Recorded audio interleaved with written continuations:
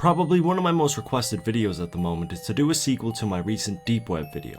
So, by popular demand, I've once again gone to the depths of the internet to find the creepiest shit I could. And when I say I've gone to the deep web, I mean I watched Some Ordinary Gamers and Takedown Man because I was too afraid to do it myself. Regardless of my fear, I've compiled another list so that you can get an idea of the creepy things that go on in the deep web without actually having to go there.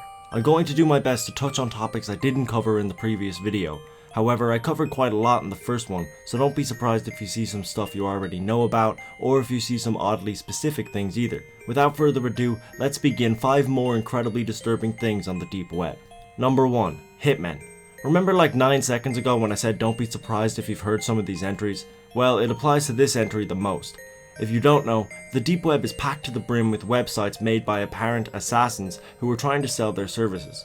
The business is done through Bitcoin, as almost all deep web transactions are. Most of the sites have very similar guidelines, prices and descriptions, leading people to believe that the sites were likely made by the same team.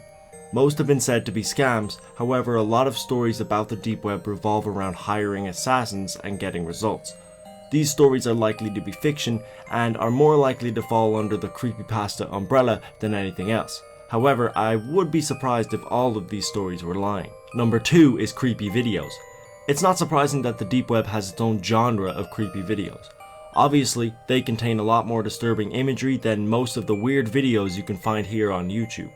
However, a small batch of these videos were actually released onto YouTube, most of which had to be edited because there were certain things that weren't allowed to be shown on the surface web. One of the creepiest aspects of these videos is the production value, as a lot of them are well made from a technical perspective. Certain videos have reoccurring trends, such as the orange tint you'll see in some of these clips. This has led people to believe that they're made by the same person, meaning someone is putting a lot of effort in to create them.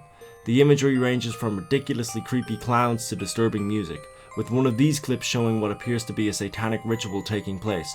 Whoever is making these videos also gives them out for free, meaning that they have a lot of time, money, and expertise. Number 3. Forbidden Video Studio. There are a lot of sites on the deep web that sells videos to users. However, Forbidden Video Studio has a different system that allows people to actually send requests, and if the price is right, the site will make the video and send it to the buyer. For this reason, Forbidden Video Studio has no one topic they continuously made videos about, but instead allow the viewers to be the producers. This created a place where users could get exactly what they wanted, and what they wanted was usually pretty twisted. While most sites specialized in one certain thing, this covered almost everything. Number 4. Deep Web Pokemon. This is a ROM hack that my main man Mudahar from Some Ordinary Gamers covered in his investigation series. ROM hacks often contain creepy and disturbing material, but a hacked game from the deep web is likely to contain even more. The game features disturbing music and imagery, such as the stream of blood you see in the ROM. It also creates files, the most significant of these being the note it creates that says, "Leave me alone, go away please." The bulk of the game centers around a graveyard. When these graves are analysed, you'll notice a trend as every grave belongs to people under the age of 18, some as young as 5. This may link to pedophilia, as the deep web became an accidental safe haven for pedophiles. Only one of these graves has an emoji beside it, which reoccurs quite often in this ROM.